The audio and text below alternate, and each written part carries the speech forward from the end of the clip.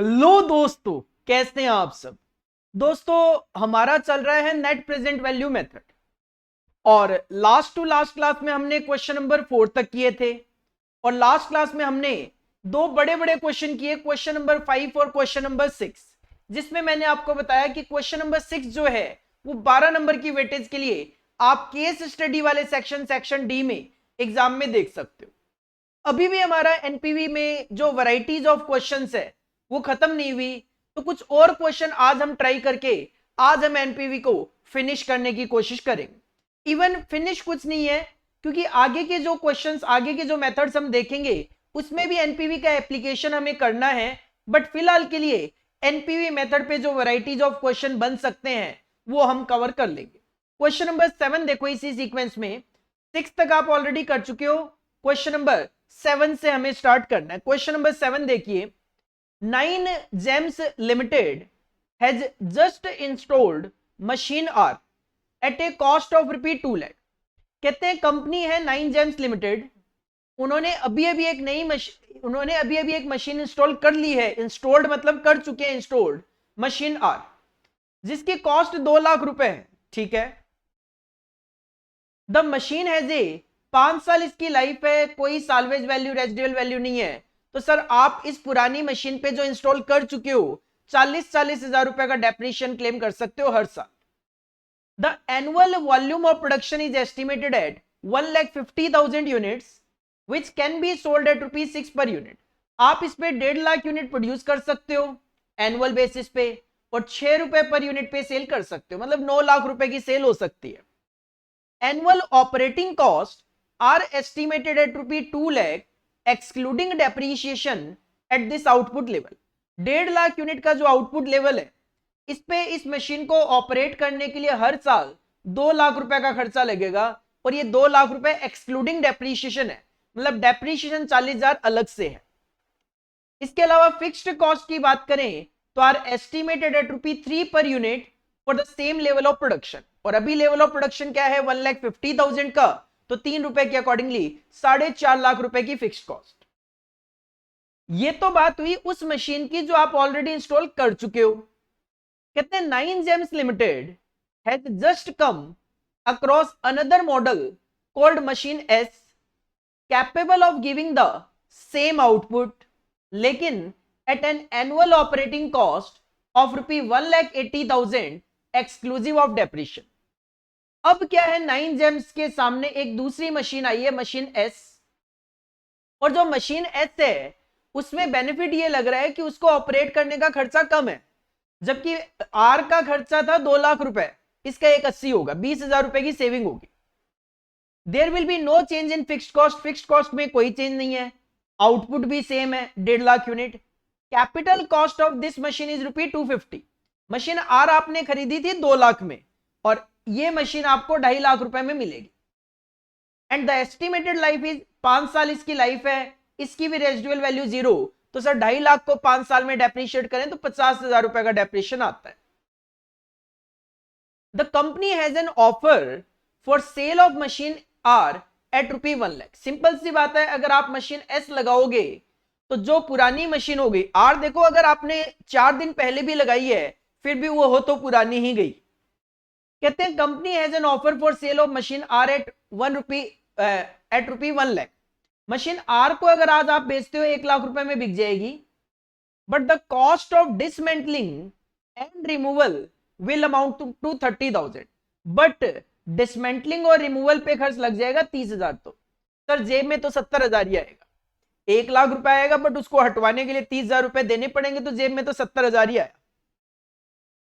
As the company has not yet commenced operations, it wants to sell machine R and purchase machine S। तो company क्या चाहती है, company चाहती है machine R को बेच दे और मशीन एस को खरीद ले। अगर कंपनी ऐसा करती है इसका मतलब ये रिप्लेसमेंट डिसीजन का क्वेश्चन हो जाएगा। 9 gems limited will be A zero tax company for 7 years in view of several incentives and allowances available. ये तो मशीन 5 साल की लाइफ रखती है, जबकि आप वो जीरो टैक्स कंपनी 7 साल के लिए। इसका मतलब क्वेश्चन में टैक्स का कोई एप्लीकेशन नहीं है, टैक्स है ही नहीं क्वेश्चन में। कॉस्ट ऑफ कैपिटल का जो रेट आपको अप्लाई करना है वो 15%, और 15% पे आपको 5 साल के प्रेजेंट वैल्यू फैक्टर्स प्रोवाइड करवा दिए गए हैं। क्वेश्चन की दो रिक्वायरमेंट है, एक एक करके डिस्कस करेंगे। सबसे पहले क्वेश्चन की डिमांड है, एडवाइस दो whether the company should opt for replacement. Replacement मतलब क्या आर को हटा के हमें एस मशीन लगानी चाहिए या नहीं लगानी चाहिए। सर क्वेश्चन ने कोई मेथड तो बोला नहीं, और जब भी क्वेश्चन कोई मेथड नहीं बोलते तो हम एनपीवी मेथड कंसीडर किया करते हैं। तो इसका मतलब हमें एनपीवी अप्लाई करके डिसीजन देना है कि मशीन रिप्लेस करनी चाहिए या नहीं करनी चाहिए। तो सबसे पहले तो ऑफ कोर्स हम हेडिंग पुट करेंगे आंसर नंबर 7। सर अपने को निकालना तो एनपीवी ही पड़ेगा, एनपीवी निकालना पड़ेगा। तो फॉर्मूला लिख देता हूं मैं सबसे पहले, present value of cash inflows minus initial cash outflows या present value of cash outflows. Sir इसके लिए आपको इस क्वेश्चन में पहले इनिशियल कैश आउटफ्लो और कैश इनफ्लोज की कैलकुलेशन करनी पड़ेगी, और क्वेश्चन है रिप्लेसमेंट का, तो इसका मतलब इंक्रीमेंटल इनिशियल कैश आउटफ्लो और इंक्रीमेंटल एनुअल कैश इनफ्लोज की कैलकुलेशन करनी पड़ेगी। तो आ जाते हैं वर्किंग नोट में। सर सबसे पहले मैं यहां पे कैलकुलेट कर रहा हूं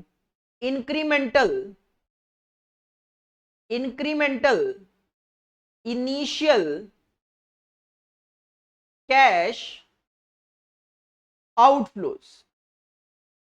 ये जो इनिशियल कैश आउटफ्लोज कैलकुलेट होते हैं ये होते हैं ईयर 0 में, तो सर ये ईयर 0 में होंगे। इसकी कैलकुलेशन हमेशा हम दो कॉलम में कर लिया करते हैं, पर्टिकुलर्स और amount.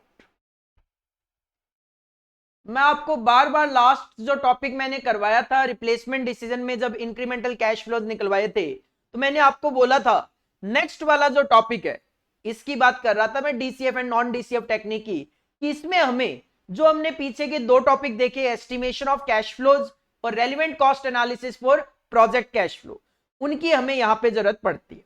Sir incremental initial cash outflow में सबसे पहले तो purchase cost of new machine ली जाती है। यहां पे मशीनों के नाम भी हैं, मशीन नई वाली जो है वो है मशीन एस, तो sir purchase cost of S. अगर आप एस खरीदेंगे तो 2.5 लाख रुपए लगेंगे।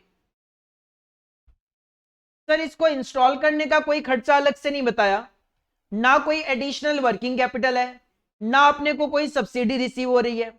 तो बेच दो पुरानी मशीन को, तो माइनस कर देंगे सेल वैल्यू ऑफ आर, पुरानी मशीन का नाम आर है, जो आज अगर बेचोगे तो कितने में बिक जाएगी सर, 1 लाख रुपए में बिक तो जाएगी, लेकिन 30,000 रुपए इस पे डिसमेंटलिंग और रिमूवल पे लग जाएंगे। तो नेट तो अगर मैं बात करूं तो हमारी जेब में 1 लाख माइनस 30,000 70,000 रुपए ही आएंगे।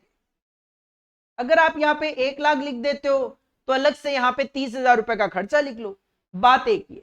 तो सर बाकी कुछ तो है नहीं, क्योंकि क्वेश्चन में टैक्स जो है जीरो टैक्स कंपनी है, जिसकी वजह से कैपिटल गेन टैक्स या कैपिटल लॉस पे टैक्स सेविंग वो ट्रांजेक्शन यहां पे नहीं आएगा। तो आपको इंक्रीमेंटल इनिशियल कैश आउटफ्लो पता चल गया 1,80,000 का, जिसको आप चाहो तो यहां पे लिख भी सकते हो एनपीवी में। सर इसके बाद हमें present value of cash inflows चाहिए, लेकिन कैश इनफ्लो चाहिए पहले, तो बाद में प्रेजेंट वैल्यू की मैं बात करूं। और इस क्वेश्चन में कैश इनफ्लोज बहुत इजीली आप कैलकुलेट कर सकते हो।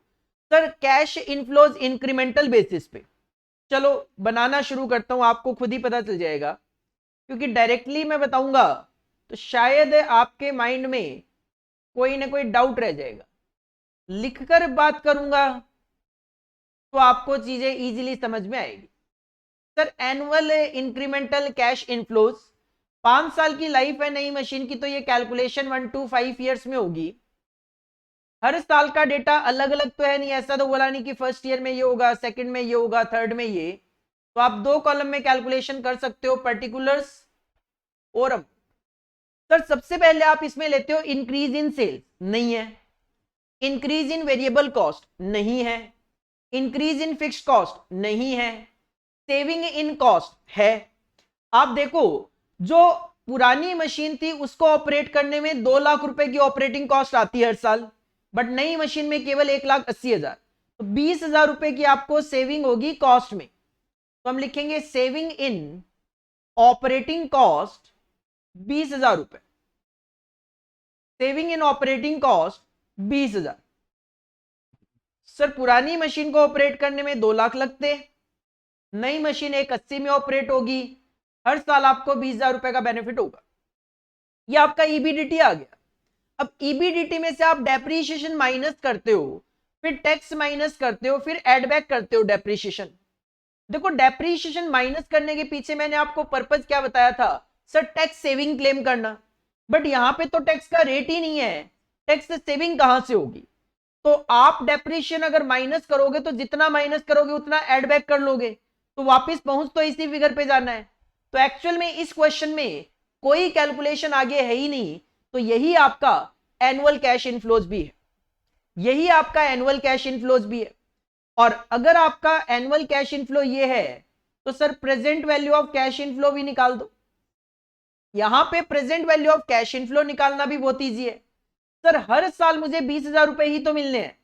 अगर आप लिख के भी काम करो, year cash flow present value factor at the rate of 15% और प्रेजेंट वैल्यू। सर टर्मिनल क्यों नहीं निकाला आपने? क्योंकि टर्मिनल में कुछ है ही नहीं, कोई भी रेजिडुअल वैल्यू है ही नहीं, तो टर्मिनल निकाल के क्या करूं? तो वैल्यूएशन ही नहीं है। सर ईयर की मैं बात करूं तो हर साल ही 20,000 रुपए है, तो 125 आप लिखोगे। सर हर साल 20,000 रुपए है तो आप यहां पे एन्युटी फैक्टर अप्लाई करोगे, तो एन्युटी के लिए आपके पास ये जो फैक्टर गिवन है आप इसका एडिशन कर लो।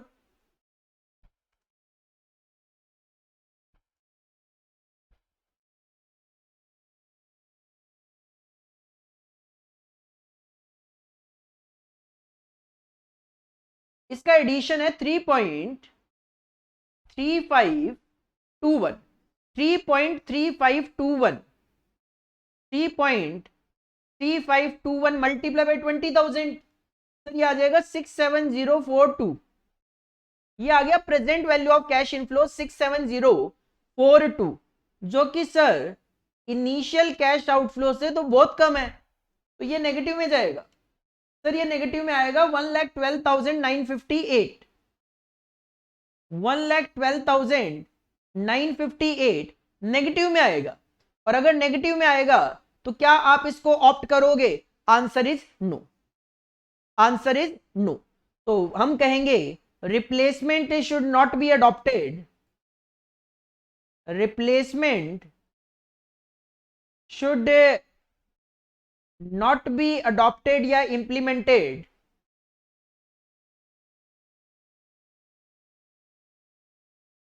कारण क्या लिखोगे? Due to negative NPV, negative NPV की वजह से, नेगेटिव एनपीवी की वजह से रिप्लेसमेंट हम यहां पे प्रेफर नहीं कर रहे, क्योंकि एनपीवी आपका नेगेटिव आ गया। क्वेश्चन की पहली रिक्वायरमेंट तो यही है, रिप्लेसमेंट करना है या नहीं करना। क्वेश्चन में एक सेकंड रिक्वायरमेंट भी है, बट मैं सजेस्ट करूंगा आप पहले इसको कॉपी करो, क्योंकि अगर मैं दूसरा भी इमीडिएट करवा दूंगा उसके बाद आप कॉपी करोगे तो आपको कहीं ना कहीं डाउट ना रह जाए। तो पहले पॉइंट के अकॉर्डिंगली आप इस आंसर को समझते हुए कॉपी करिए पहले, उसके बाद ही मैं सेकंड पॉइंट पढ़ के करवाता हूं।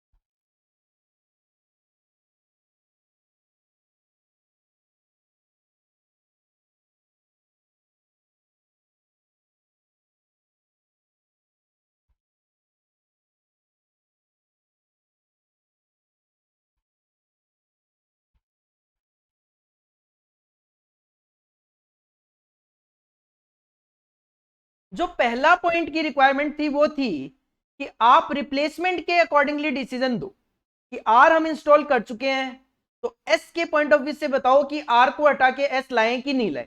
तो डिसीजन हो गया नेगेटिव कि सर मत लाओ। सेकंड पॉइंट कहता है मान लो will there be any change in your view, क्या आपके व्यू में कोई चेंज होगा if machine R has not been installed. आप ये मान लो कि मशीन आर जो है ये हमने अभी इंस्टॉल करी नहीं है। सेकंड पॉइंट कहता है मान लो आपने मशीन आर अभी इंस्टॉल करी नहीं है, but the company is in the process of selecting one और द अदर मशीन। कहते हैं आप ये मान लो कि मशीन आर अभी इंस्टॉल करी नहीं है और कंपनी सिलेक्ट करना चाह रही है। सिलेक्ट करना चाह रही है मतलब आर खरीदूं कि एस खरीदूं, सिलेक्ट करना चाह रही है। तो सर सिलेक्ट करना चाह रही है तो एक नॉर्मल क्वेश्चन है जिसमें आपको आर का भी एनपीवी निकालना पड़ेगा, एस का भी निकालना पड़ेगा, और जिसका एनपीवी ज्यादा आएगा हम उसको सिलेक्ट करेंगे। Support your view with necessary working. Sir बिना वर्किंग के तो हम कुछ करते ही नहीं है, तो आप बोलो चाहे ना बोलो वर्किंग तो हम इन एनी केस करेंगे ही करेंगे। तो अगर हम कहते हैं कि सर दोनों मशीन में से एक सिलेक्ट करनी है, कोई भी अभी इंस्टॉलेशन वगैरह कुछ नहीं हुआ, तो सिंपल सी बात है हमें फिर से एनपीवी निकालना है। एनपीवी का फॉर्मूला एक ही है, present value of cash inflow minus initial cash outflow लिख दो या present value of cash outflow लिख दो, एक ही बात है। सर दो मशीनें हैं, दोनों का एनपीवी निकालना पड़ेगा और जिसका एनपीवी ज्यादा आएगा वो मशीन सिलेक्ट हो जाएगी। तो इसके लिए हमें सबसे पहले इनिशियल कैश आउटफ्लो की मैं बात करूं तो सर इनिशियल कैश आउटफ्लो में ज्यादा कुछ है नहीं। आप आर खरीदोगे 2 लाख रुपए लगेंगे, एस खरीदोगे 2.5 लाख रुपए लगेंगे, बस। इसके अलावा ना तो कोई इंस्टॉलेशन कॉस्ट है, ना कोई वर्किंग कैपिटल है, ना सब्सिडी है। तो इनिशियल कैश आउटफ्लो तो निकालने की जरूरत भी नहीं है अपने को, 2 लाख और 2.5 लाख हम सीधा सीधा यहां पे लिख सकते हैं। सर ये तो कैलकुलेशन की जरूरत नहीं है, 2 लाख और 2.5 लाख आप लिख सकते हो। टर्मिनल भी नहीं है क्योंकि किसी की भी स्क्रैप वैल्यू है ही नहीं। तो निकालना क्या पड़ेगा सर, निकालना पड़ेगा दोनों मशीनों का एनुअल कैश इनफ्लो। तो हेडिंग पुट करेंगे calculation of annual cash inflows. Sir दो मशीनें हैं तो आप 3 कॉलम में कैलकुलेशन कर लो। वन इज पर्टिकुलर्स, एक कॉलम में मशीन आर कंसीडर कर लेंगे और नेक्स्ट कॉलम में मशीन एस कंसीडर कर लेंगे। सबसे पहले अगर मैं बात करूं तो हम लेते हैं नॉर्मल क्वेश्चन में सेल्स। अब रिप्लेसमेंट का नहीं रहा, नॉर्मल क्वेश्चन बन गया तो सर सेल्स आप 1.5 लाख यूनिट सेल कर पाओगे 6 रुपए के हिसाब से। सर अगर 1.5 लाख यूनिट सेल होगी 6 रुपए के हिसाब से तो सेल होगी 9 लाख रुपए की। क्वेश्चन है सेम आउटपुट है तो इसका मतलब दोनों में ही सेल 9 लाख रुपए की होगी। इसमें से आप माइनस करते हो वेरिएबल कॉस्ट। सर क्वेश्चन ने वेरिएबल कॉस्ट के बारे में कुछ बोला नहीं है सच। क्वेश्चन है ऑपरेटिंग कॉस्ट है। ऑपरेटिंग कॉस्ट मशीन आर में 2 लाख रुपए होगी और एस में 1,80,000 होगी, तो माइनस कर दो operating cost. Operating cost sir operating cost machine R में 2 लाख और एस में इट विल बी 1,80,000। माइनस हम करते हैं इसके बाद fixed cost. Sir fixed cost दोनों में सेम ही आएगी, 3 रुपए पर यूनिट है, 1.5 लाख यूनिट है 4.5 लाख, और नीचे भी क्वेश्चन का फिक्स्ड कॉस्ट में कोई चेंज नहीं आएगा। तो सर 1.5 लाख इंटू 3 1,50,000 इंटू 3 4,50,000 दोनों साइड में फिक्स्ड कॉस्ट आ जाएगी। बाकी कोई खर्चा तो है नहीं, डेप्रीशिएशन वगैरह आएगा नहीं इसमें।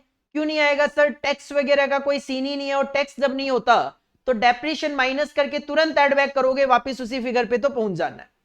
बाकी एक बार आप देख सकते हो, बाकी कोई कॉस्ट वगैरह तो नहीं है, ये सब तो इरेलीवेंट हो गया। अब सर बाकी कुछ भी नहीं है, तो बस यही आपका एनुअल कैश इनफ्लो आ जाएगा, क्योंकि ये आपका ईबीडीटी है नो डाउट, बट ईबीडीटी में से सर डेप्रीशिएशन माइनस करोगे, फिर टैक्स माइनस करोगे, वापस डेप्रीशिएशन ऐड बैक कर दोगे, कोई फायदा नहीं है क्योंकि बीच में टैक्स ही नहीं है। और डेप्रीशिएशन हमेशा केवल और केवल टैक्स बेनिफिट लेने के लिए माइनस किया जाता है, बाकी कोई पर्पज नहीं होता। तो सर आर से एनुअल कैश इनफ्लो आएगा 2.5 लाख का, जबकि एस से 20,000 रुपए ज्यादा आ जाएगा, क्योंकि इसमें 20,000 रुपए की जो कॉस्ट है वो कम है, तो ये 2,70,000 आ जाएगा। सर इसी को अगर मल्टीप्लाई कर लिया जाए प्रेजेंट वैल्यू फैक्टर से, तो यहीं पे आप कैलकुलेशन शो कर सकते हो present value of cash inflow की। सर इसका टोटल हमने करा था प्रेजेंट वैल्यू फैक्टर का, टोटल था सर 3.3521, 3.3521 मल्टीप्लाई कर लो, आपको दोनों मशीनों का present value of cash inflow पता चल जाएगा। सर ये आ गया फर्स्ट वन 8,38,025, और सेकंड आ जाएगा थोड़ा ज्यादा 9,05,067। पहला है 838,025, 838,025, और दूसरा है 9,05,067। तो सर पहला एनपीवी आ गया आपका 6,38,025, और दूसरा आ गया आपका 6,55,067। सर ये दोनों के आपके एनपीवी कैलकुलेट होके आ गए, ये दोनों के आपके एनपीवी कैलकुलेट होके आ गए। माइनर माइनस से डिफरेंस आते हैं, लाइक ये 0.75 है, ये 0.25 आ गया, ये 121 है, ये 0.67 आ गया। ये ड्यू टू फ्रैक्शन ही होते हैं। आप ये मान के चलो कि मैंने क्या करा है, मैंने आपके स्टडी मटेरियल जो आंसर गिवन थे वो लिखे हैं, और कैलकुलेशन के टाइम पे कुछ उन्होंने कहीं और किसी तरीके से राउंड ऑफ किया होगा, हम किसी और तरीके से करते हैं, अकॉर्डिंगली थोड़ा बहुत डिफरेंस आ जाता है। तो सर इसके बेसिस पे अगर डिसीजन की आप बात करोगे तो एस जो है that should be selected. Question ने क्या बोला था, कौन सी मशीन, एस, तो यहां पे डिसीजन आप दोगे machine S should be selected, machine S should be selected. कारण क्या लिखोगे sir, due to higher NPV. तो जब आप रिप्लेसमेंट की बात कर रहे हो तब तो रिजेक्ट हो गया, लेकिन अगर सिलेक्शन की बात कर रहे हो कि दोनों में से एक सिलेक्ट करनी है, तो फिर मशीन एस बेटर है सर। हेडिंग पुट कर लो सेकंड पॉइंट, और सेकंड पॉइंट कॉपी कर लो। काफी अच्छा क्वेश्चन है। इस क्वेश्चन में पहले पॉइंट में तो बोला रिप्लेसमेंट की तरह ट्रीट करो, दूसरे में बोला आप ये मान के चलो कि दोनों मशीनें ही नहीं है, कौन सी खरीद के लो। तो एक ही क्वेश्चन में दोनों एप्लीकेशन करवाना और करना काफी मुश्किल हो जाता है। क्यों? क्योंकि जब आप सेकंड पॉइंट करते हो तो उस सिचुएशन में आपको ये वाला जो डेटा है वो इग्नोर करना होता है। तो इस वजह से कहीं ना कहीं ये क्वेश्चन एक ट्रिकी क्वेश्चंस में कवर कर लिया जाता है। सेकंड पॉइंट की हेडिंग डाल के इसको आप कॉपी कर लीजिए।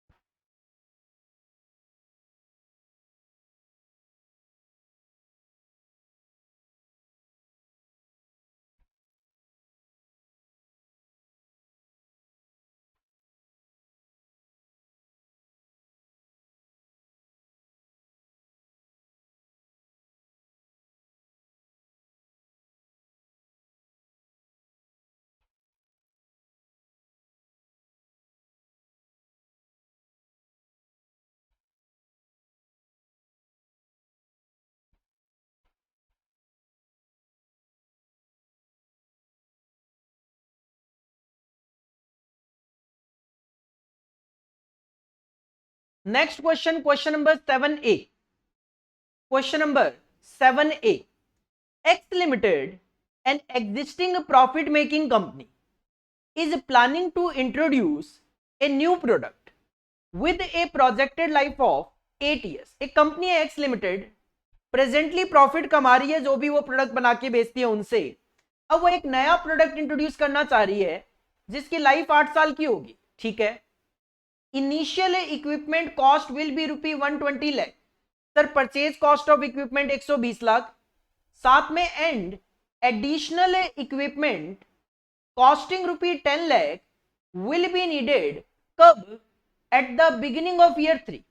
मैं आपको पहले भी कह चुका हूं कि ईयर 1 का जो बिगिनिंग होता है वो होता है 0, ईयर 2 का जो बिगिनिंग होता है वो होता है 1, और ईयर 3 का बिगिनिंग जो होता है वो होता है 2। मतलब सेकेंड ईयर का एंड जो है वो थर्ड ईयर का बिगिनिंग होता है। और हम जो भी कैश इनफ्लोज वगैरह लिखते हैं वो ईयर एंड के लिखते हैं। जो 0 पीरियड में होते हैं वो इनिशियल कैश आउटफ्लो में आ जाता है, बाकी जो भी आप ईयर 1, ईयर 2, ईयर 3 लिखते हो वो ईयर एंड की वैल्यूज होती है। तो बिगिनिंग ऑफ ईयर 3 का मतलब सेकेंड ईयर के एंड में हमें 10 लाख रुपए के इक्विपमेंट पे खर्च और करना है, ठीक है। At the end of 8 years, जब 8 साल खत्म होंगे, द ओरिजिनल इक्विपमेंट, ओरिजिनल होगा ये 120 लाख वाला, will have resale value equivalent to the cost of removal. कहते हैं जो ओरिजिनल इक्विपमेंट है उसकी रीसेल वैल्यू उतनी ही होगी जितना उसकी रिमूवल पे खर्चा लग जाएगा, मतलब 0। सिंपल सी बात है, 0। सर जितना खर्चा लग जाएगा उतना ही मिलेगा, तो जेब में क्या आया? कुछ नहीं। लेकिन बट जो आपने एडिशनल इक्विपमेंट खरीद रहे हो यहां पे 10 लाख का, the additional equipment will be sold for ₹1 lakh, लेकिन जो 10 लाख में खरीद रहे हो वो 1 लाख रुपए में बिक जाएगा, ठीक है। साथ में आपको वर्किंग कैपिटल की जरूरत भी होगी 15 लाख रुपए की। सर ठीक है, इनिशियल कैश आउटफ्लो में 15 लाख वर्किंग कैपिटल के नाम से भी ले लेंगे। The 100% capacity of the plant is 4 lakh units per annum. हमारा जो प्लांट है उसकी कैपेसिटी 4 लाख यूनिट्स होगी, but the production and sales volume expected are as under. पहले साल में आप केवल 20% कैपेसिटी पे काम करोगे, तो सर 4 लाख का 20% 80,000 यूनिट। सेकेंड ईयर में 30% पे, मतलब सेकेंड ईयर में 1,20,000 यूनिट बनाओगे। फिर 3 to 5 ईयर में आप हर साल 4 लाख का 75% 3-3 लाख यूनिट्स बनाओगे, क्योंकि ये पर एनम है तो ये भी पर एनम आएगा। तीसरे साल में भी 3 लाख यूनिट्स बनाओगे, चौथे साल में भी 3 लाख, पांचवें साल में भी 3 लाख, और 6, 7, 8 में 50%, मतलब 6th ईयर में भी 2 लाख यूनिट्स, 7th ईयर में भी 2 लाख यूनिट्स, और 8th ईयर में भी 2 लाख यूनिट्स बना के आप सेल करोगे। ए sale price of ₹100 per unit with a profit volume ratio of 60% is likely to be obtain. तो सर 100 रुपए का सेलिंग प्राइस है और पीवी रेशियो 60% है, मतलब 60 रुपए पर यूनिट आपका कंट्रीब्यूशन होगा, 60 रुपए पर यूनिट आप कंट्रीब्यूशन कमाओगे। इसके अलावा fixed operating cash cost are likely to be ₹16 lakh per annum. हर साल 16 लाख रुपए की फिक्स कॉस्ट होगी। इन एडिशन टू दिस, इसके अलावा the advertisement expenditure will have to be incurred as follows. First year में आपको 30 लाख रुपए खर्च करना है, ये expenditure in lakhs each year है, तो सर ये 30 लाख। दूसरे साल में 15 लाख, फिर तीसरे साल में 10 लाख, चौथे साल में भी 10 लाख, और पांचवें साल में भी 10 लाख। फिर 6th ईयर में 4 लाख, 7th ईयर में 4 लाख, और 8th ईयर में भी 4 लाख रुपए। इस तरीके से आप एडवर्टीजमेंट पे खर्च करोगे। टैक्स का रेट आपको 40% लेना है। डेप्रीशिएशन का स्ट्रेट लाइन मेथड अप्लाई करना है जो टैक्स के लिए भी यूज होगा, और 15% के अकॉर्डिंगली आपको कॉस्ट ऑफ कैपिटल यूज करते हुए हमें फैक्टर कंसीडर करने हैं। क्वेश्चन चाहते हैं should the project be accepted, क्या प्रोजेक्ट एक्सेप्ट करना चाहिए? सर एनपीवी कैलकुलेट करने के बाद ही बता पाएंगे प्रोजेक्ट एक्सेप्ट करना चाहिए या फिर नहीं करना चाहिए। तो इसके लिए हमें जरूरत पड़ने वाली है एनपीवी की। तो सर हेडिंग पुट करेंगे answer number 7A, heading put करेंगे आंसर नंबर 7A, और सबसे पहले मैं फॉर्मूला ही मेंशन कर देता हूं, NPV is equal to present value of cash inflows minus initial cash outflows या present value of cash outflows. Sir इसके लिए आपको सारी कैलकुलेशंस करनी पड़ेगी, इनिशियल कैश आउटफ्लो भी कैलकुलेट करना पड़ेगा, एनुअल कैश इनफ्लो भी कैलकुलेट करना पड़ेगा, और क्वेश्चन में टर्मिनल भी है तो टर्मिनल भी कैलकुलेट करना पड़ेगा। तो सर ठीक है, जब अपने को बात समझ में आ गई कि ये तीनों कैलकुलेट करने पड़ेंगे तो सबसे पहले ये तीनों ही कैलकुलेट कर लेते हैं। हेडिंग पुट करेंगे initial cash outflows, always in year zero हम ये कैलकुलेशन करते हैं। तो सर ईयर जीरो में जो जो खर्चे होंगे वो हम इसमें लिख लेंगे। दो कॉलम में कैलकुलेशन हो जाती है, पर्टिकुलर्स और अमाउंट। सबसे पहले हम लिखते हैं purchase cost of equipment. Purchase cost of equipment. Question ने कहा परचेज कॉस्ट लगेगी 120 लाख रुपए की। 120 लैक्स की आपकी कॉस्ट होगी, सारी फिगर मैं लैक्स में कंसीडर कर लेता हूं। सर 120 लाख रुपए की परचेज कॉस्ट होगी। इसके अलावा इंस्टॉलेशन कॉस्ट तो नहीं है क्वेश्चन में, बट क्वेश्चन ने कहा है वर्किंग कैपिटल की जरूरत पड़ेगी 15 लाख की। तो सर ऐड करेंगे वर्किंग कैपिटल इंट्रोड्यूस्ड, जो टर्मिनल में जाके आप रिलीज करवा लेना। वर्किंग कैपिटल इंट्रोड्यूस्ड 15 लाख रुपए। इसके अलावा कोई सब्सिडी वगैरह मिलनी नहीं है, और एडिशनल इक्विपमेंट वाला जो खर्चा है वो बिगिनिंग ऑफ ईयर 3 है, मतलब सेकेंड ईयर का एंड है। तो सर इनिशियल कैश आउटफ्लो तो 135 लाख रुपए का आएगा। इसके बाद we have to calculate annual cash inflows. Heading put करेंगे annual cash inflows. Sir question है 8 साल का, तो ये एनुअल कैश इनफ्लो आपके कैलकुलेट होने हैं 1 to 8 ईयर्स के लिए। क्वेश्चन ने डेटा कुछ इस तरीके से बताया है कि हम 5 कॉलम में 8 साल की कैलकुलेशन कर पाएंगे, क्योंकि 1 to अलग है, बट 3 to 5 एक साथ हो जाएगा, 6 to 8 भी एक साथ हो जाएगा। तो इसका मतलब टोटलिटी में आप 5 कॉलम ले लीजिए। पहला कॉलम ले लीजिए पर्टिकुलर्स, उसके बाद ईयर 1, ईयर 2, 3 to 5 ईयर, मतलब तीसरे साल जो फिगर है वही चौथे साल भी होगी, वही पांचवें साल भी होगी। और 6 to 8 ईयर, जो 6th ईयर होगा वही 7th ईयर में फिगर होगी, वही 8th ईयर में फिगर होगी। Sir annual cash inflow normal question है। सबसे पहले आप यहां पे कंट्रीब्यूशन ले सकते हो सीधा सीधा, क्योंकि नंबर ऑफ यूनिट्स हम ऑलरेडी कैलकुलेट कर चुके हैं, और contribution per unit.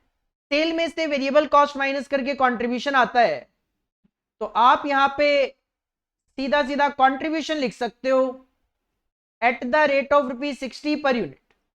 Sir 60 per unit के accordingly contribution. Number of units मैं ब्रैकेट में लिख देता हूं ऊपर, 80,000 है फर्स्ट ईयर में। सर सेकेंड ईयर में 1,20,000 यूनिट्स। थर्ड, फोर्थ और फिफ्थ ईच ईयर में 3-3 लाख यूनिट आप बेचोगे, और सिक्स्थ, सेवंथ और एट्थ ईयर ईच ईयर में आप 2-2 लाख यूनिट सेल करोगे। तो sir 80,000 into 60, it will be 48 lakh.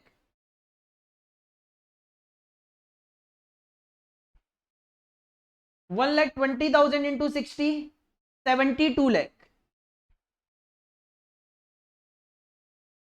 3 lakh into 60,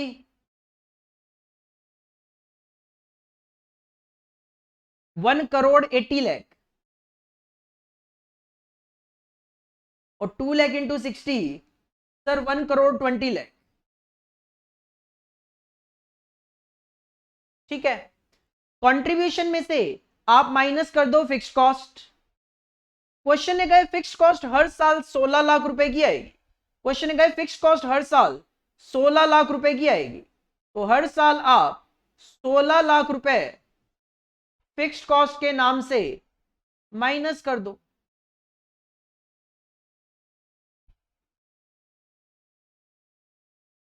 इसके बाद डेप्रीशिएशन भी माइनस कर दो। क्वेश्चन ने कहा है 120 लाख रुपए का ये इक्विपमेंट है, ध्यान देना 120 लाख रुपए का ये इक्विपमेंट है, 8 साल इसकी लाइफ है, और जो ओरिजिनल इक्विपमेंट है उसकी रीसेल वैल्यू ना के बराबर है, क्योंकि जो रीसेल वैल्यू वही कॉस्ट ऑफ रिमूवल, मतलब जीरो ही है। तो 120 लाख को हमें पूरा 8 साल से डिवाइड करके डेप्रीशिएट करना है। तो मैं यहां पे लिख देता हूं depreciation of original equipment.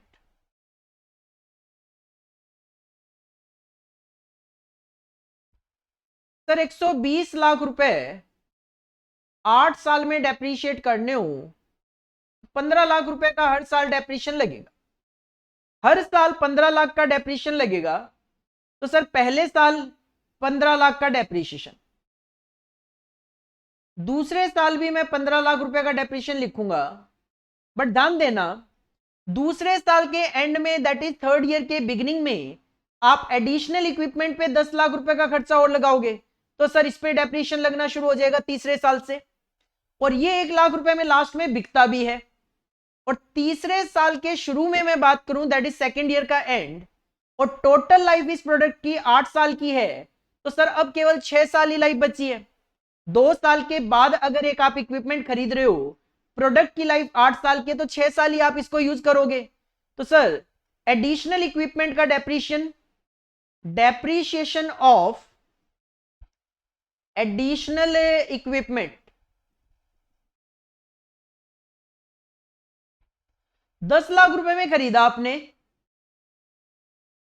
1 lakh रुपए इसकी स्क्रैप वैल्यू भी है, और 2 साल के बाद खरीदा, टोटल 8 साल की लाइफ है, तो इसकी लाइफ 6 साल की है, तो सर ये डेप्रीशिएशन आ जाएगा 1.5 लाख रुपए का। इसका मतलब तीसरे साल से आपका टोटल डेप्रीशिएशन 16,50,000 हो जाएगा, तीसरे साल से आपका डेप्रीशिएशन 16,50,000 हो जाएगा। तो सर 3, 4, 5, 16,50, 16,50, 16,50, 6, 7, 8, 16,50, 16,50, 16,50। इसके अलावा क्वेश्चन का एक एडवर्टीजमेंट का खर्चा भी आएगा हर साल, कितना कितना? सर एडवर्टीजमेंट का खर्चा आएगा हर साल 30 लाख, 15 लाख, 10 लाख और 4 लाख। 30 लाख, 15 लाख, तीसरे चौथे पांचवें साल में हर साल 10 लाख रुपए, और 6, 7, 8 ईयर में 4 लाख रुपए। आप चाहो तो डेप्रीशिएशन अलग कर सकते हो, ईबीडीटी दिखा के फिर उसमें से डेप्रीशिएशन माइनस कर सकते हो, बट कोई फर्क नहीं पड़ना, हम यहां पे सीधा सीधा अर्निंग बिफोर टैक्स पे पहुंच गए। खर्चे ले लिए सारे, एक बार चेक कर लो। सर ठीक है, ये तो 10 लाख रुपए लास्ट में, क्योंकि जो 10 लाख रुपए लगाओगे उस पर टैक्स सेविंग थोड़ी ना हो जाएगी, अभी मुझे टैक्स का इंपैक्ट भी डालना है। सर ठीक है, सब कुछ ले लिया, माइनस करेंगे टैक्स, ईबीटी निकालो पहले। 48 lakh minus 16 lakh minus 15 lakh minus 30 lakh, 13 lakh रुपए आ गया। हम इस क्वेश्चन को लैक्स की फिगर में कर सकते थे, चलो लिख लिया अब तो।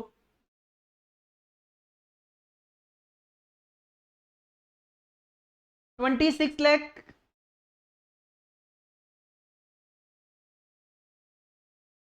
ये 1,80,00,000 था,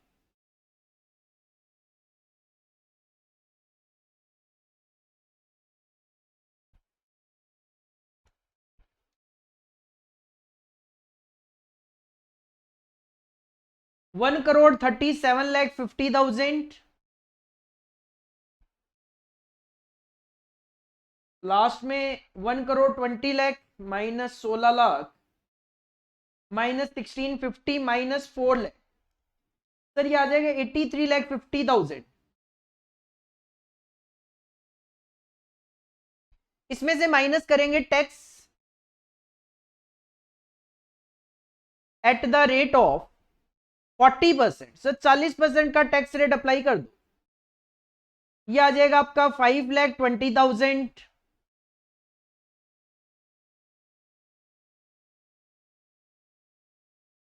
10,40,000,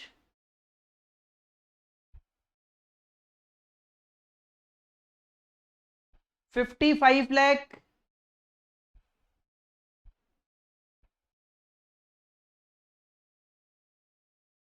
33,40,000।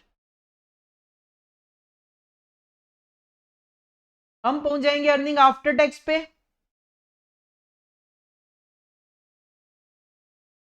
Earning after tax, sir first year का आ गया 7,80,000, second year it will be 15,60,000, third year 82,50,000, 3, 4, 5 year का है ये, 6 to 8 लास्ट में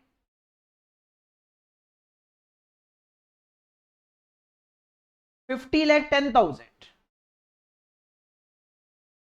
इसमें वापस ऐड बैक करो, जो डेप्रीशिएशन आपने ऊपर माइनस किया है वो वापस ऐड बैक करो।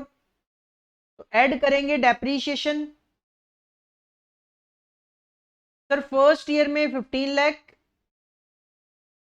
सेकेंड ईयर में भी 15 लाख, और उसके बाद हर साल 16,50,000।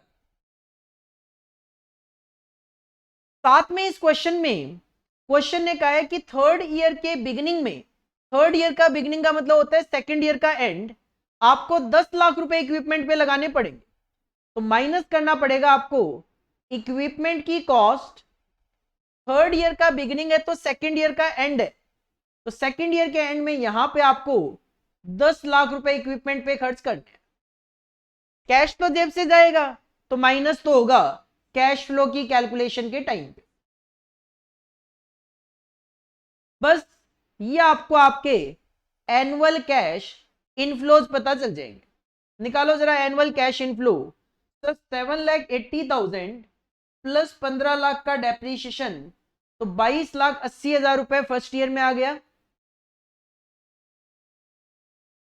सेकेंड ईयर की बात करें तो sir 15,60,000 plus 15 lakh minus 10 lakh, sir ये आ जाएगा आपका 20,60,000। 3 to 5 ईयर्स में 82,50,000 प्लस 16,50,000 डेप्रीशिएशन, सर ये आ जाएगा 99 लाख। तीसरे साल में भी यही फिगर होगी, चौथे में भी यही होगी और पांचवें में भी यही होगी। और last year that is 6 to 8 में सर 50,10,000 प्लस 16,50,000, ये आ जाएगा 66,60,000, 66,60,000 ये आ गया अपने पास एनुअल कैश इनफ्लोज। सर इसके बाद तीसरी अपने को जरूरत पड़ेगी टर्मिनल कैश इनफ्लोज की। टर्मिनल कैश इनफ्लोज भी आप दो कॉलम में कैलकुलेशन कर लेते हो हमेशा, particulars and amount. Sir last year है, एक तो आपको स्क्रैप वैल्यू मिलेगी, स्क्रैप वैल्यू वो भी जो बाद में इक्विपमेंट खरीदा था उसके पॉइंट ऑफ व्यू से आपको मिलेगी, that is scrap value of additional equipment. कितना मिलेगा सर? 1 लाख रुपए मिलेगा, 1 लाख रुपए आपको मिलेगा, क्योंकि जो ओरिजिनल है उसमें तो resale value will be equal to cost of removal, कुछ हाथ में नहीं है। साथ में जो वर्किंग कैपिटल आपने इंट्रोड्यूस करी थी 15 लाख, वो रिलीज कर लो लास्ट में। तो working capital released, working capital released 15 lakh रुपए।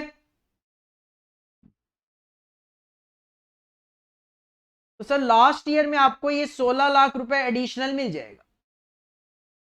मैंने इनिशियल कैश आउटफ्लो कैलकुलेट कर लिए, इनिशियल कैश आउटफ्लो 135 लाख आया था। सर ये 135 लाख रुपए तो मैं यहां पे इनिशियल कैश आउटफ्लो में लिख सकता हूं। इसके बाद जो कैश इनफ्लोज निकालने हैं उसकी अपने को चाहिए प्रेजेंट वैल्यू। तो सर इसके लिए स्टेटमेंट बना लेते हैं, हेडिंग पुट करेंगे, हेडिंग पुट करेंगे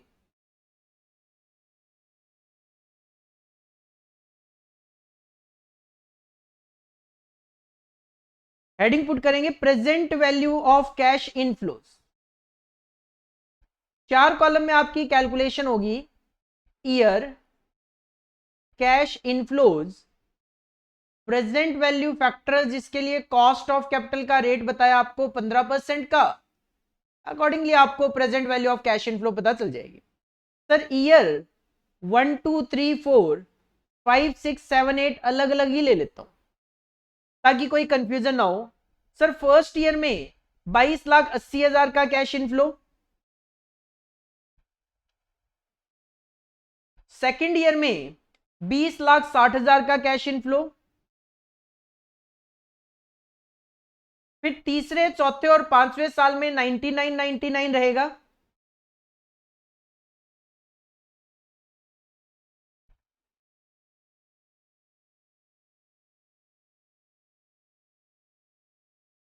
देन 6, 7, 8 में 66,60,000 रहेगा।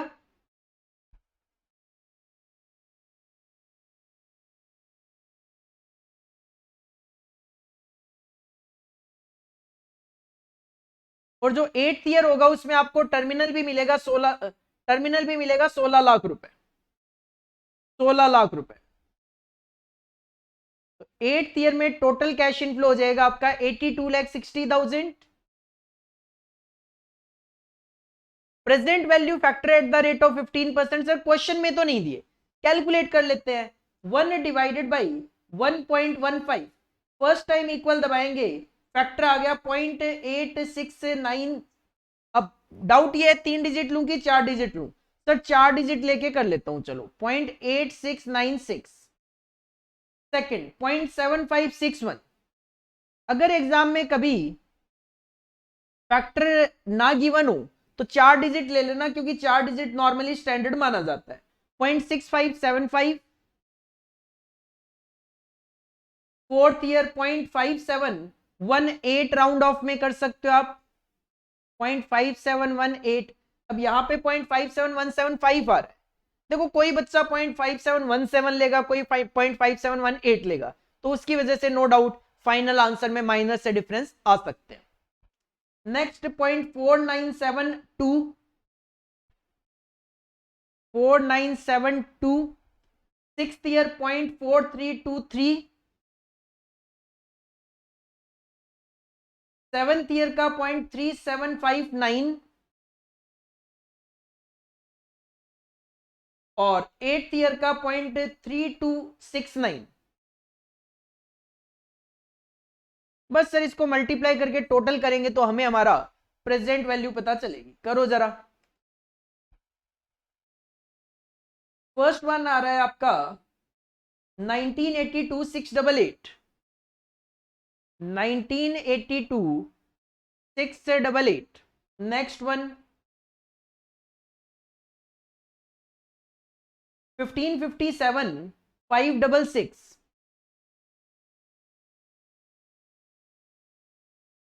Next one 99 lakh multiply by 0.6575 65,09,250। Next 99 lakh multiply by 0.5718 56,60,820।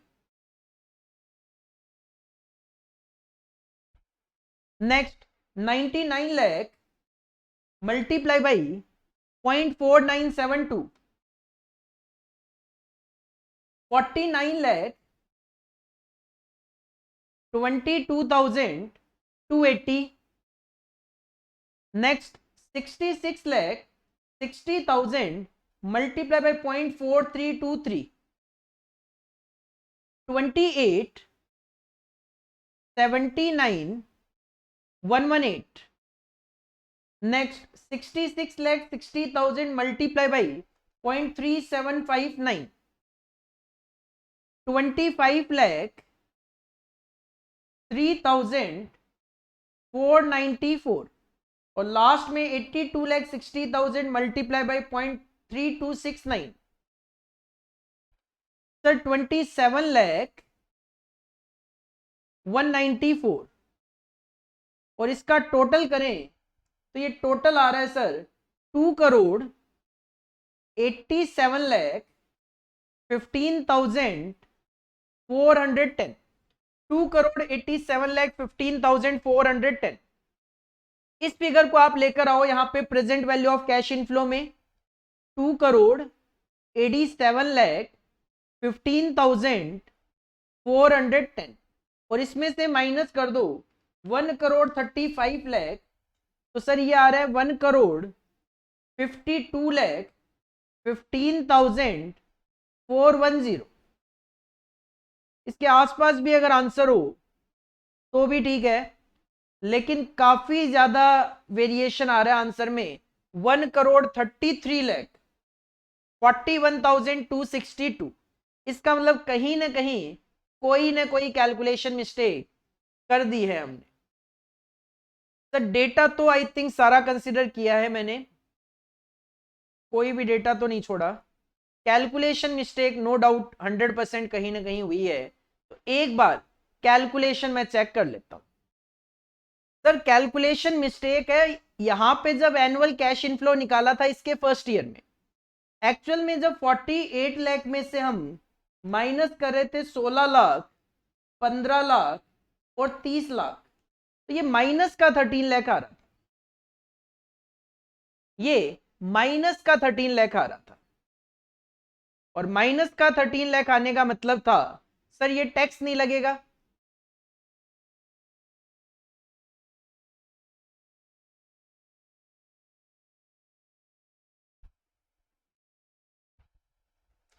तो ये 13 लाख रुपए नेगेटिव चल रहा था, और इस 13 लाख रुपए नेगेटिव में एड बैक कर रहे थे हम डेप्रीशिएशन 15 लाख पॉजिटिव। तो ये 22,80,000 नहीं, ये केवल 2 लाख रुपए आएगा।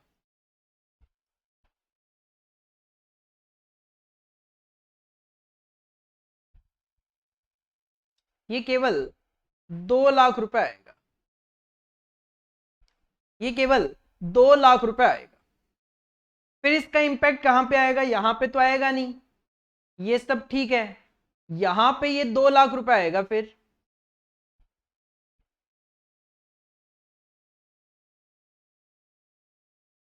ये यहां पे 2 लाख रुपए आएगा। तो ये फिगर हट जाएगी यहां से, और इसकी जगह फिगर आ जाएगी आपकी 2 लाख मल्टीप्लाई बाई 0.8696। सर ये आएगा 173,920। तो अकॉर्डिंगली होगा क्या, ये जो 2,87,15,410 आ रहा था, इसमें से ये हटा दो -19,82,688 और ऐड कर लो इसमें 173,920। तो सर ये फिगर आएगी 269, ये आ रहा है 2,69,00,000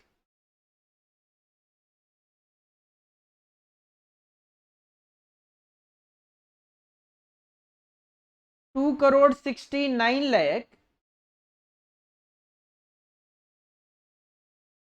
6,642।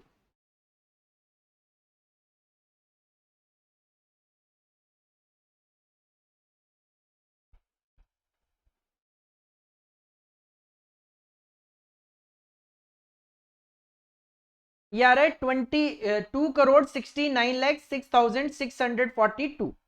तो यहां पे हम इस फिगर को लेकर आएंगे, हालांकि बहुत ज्यादा इंपैक्ट नहीं आया इस फिगर के गलत होने की वजह से, केवल एक फिगर गलत चल रही थी जिसकी वजह से हमारा फाइनल आंसर मैच नहीं हो रहा था। 2,69,06,642, और इसमें से माइनस कर दो आप 135 लाख रुपए। तो सर ये आ रहा है 1,34,00,000 1,34,00,000 6,642। अभी भी माइनस का डिफरेंस है। कितना डिफरेंस है अगर मैं देखूं, तो सर ये डिफरेंस है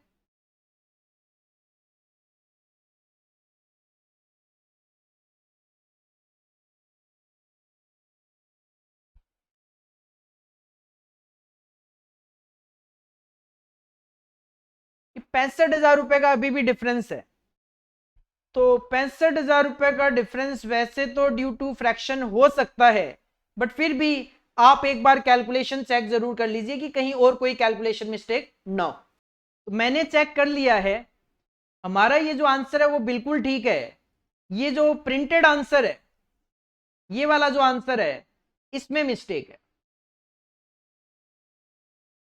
वो कैसे मिस्टेक है वो भी मैं आपको दिखा देता हूं, क्योंकि ये जो क्वेश्चन मैंने आपको कराया, this is your study material question.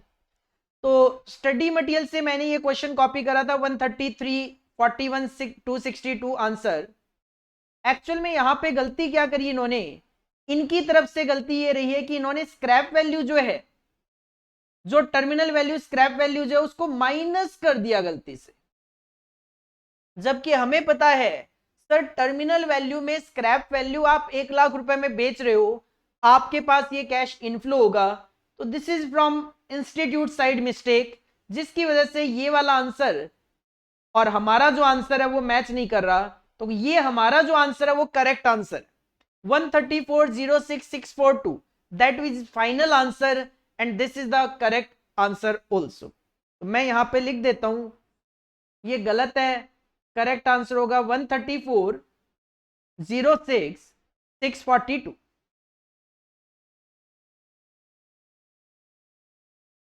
तो that will be the correct answer. Question पूछना चाह रहा था प्रोजेक्ट एक्सेप्ट करना है कि नहीं करना। सर अच्छा खासा आपको एनपीवी मिल रहा है, तो आंसर होगा project should be accepted, project should be accepted. Heading put कर लो आंसर नंबर 7A। अगेन एक अच्छा क्वेश्चन है, और मुझसे आप ये सीख लो कि गलती होने के चांसेस कैलकुलेशन में काफी ज्यादा है, तो सर कैलकुलेशन पे बहुत ध्यान देना है। हेडिंग पुट करो आंसर नंबर 7A और इस आंसर को आप कॉपी कर लीजिए।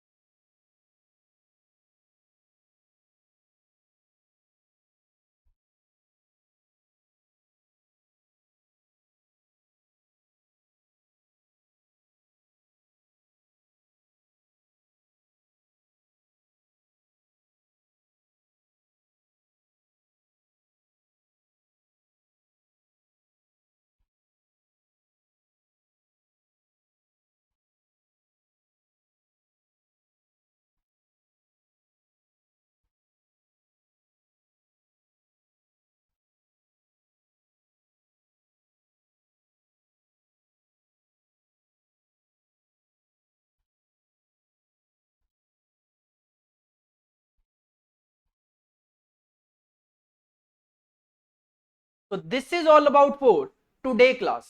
तो आज की क्लास में अगेन मैंने आपको दो क्वेश्चंस करवाए हैं, एक है सर क्वेश्चन नंबर 7 और एक है क्वेश्चन नंबर 7A। दोनों ही क्वेश्चन आपके एग्जाम पॉइंट ऑफ व्यू से रेलिवेंट है, आपको इस तरीके के क्वेश्चन आपके एग्जाम में देखने को मिल सकते हैं। इसके बाद हमें अपना नेक्स्ट मेथड करना है, दैट इज प्रॉफिटेबिलिटी इंडेक्स, जो कि ऑफ कोर्स हम नेक्स्ट क्लास से स्टार्ट करेंगे। बट आपको ये जो एनपीवी मेथड करवाया गया है ये आप अच्छे से रिवाइज करके आना, क्योंकि अगर आपको एनपीवी मेथड समझ में आ गया तो आप ये मान के चलो कि आपको 2 मिनट के अंदर अंदर प्रॉफिटेबिलिटी इंडेक्स भी समझ में आ जाएगा। बस मुझे ये बताने की ही जरूरत पड़ेगी कि प्रॉफिटेबिलिटी इंडेक्स क्या है और उसका फॉर्मूला क्या है, आप इजीली उसका एप्लीकेशन कर पाओगे। मतलब सारी की सारी कैलकुलेशंस बिल्कुल सेम चलेगी, बस एनपीवी की जगह अपने को दूसरा एक फॉर्मूला यूज करना पड़ेगा प्रॉफिटेबिलिटी इंडेक्स का। तो मैं सजेस्ट करूंगा नेक्स्ट वीडियो देखने से पहले, नेक्स्ट वीडियो पे मूव करने से पहले आप ये जो 3 वीडियोस आपने अभी तक देखी है DCF and non DCF technique को लेकर, ये आप रिवाइज करिए ताकि आगे की क्लासेस को आप बहुत बेटर तरीके से अंडरस्टैंड कर पाएंगे। चलिए मिलते हैं नेक्स्ट क्लास में। Thank you, bye bye.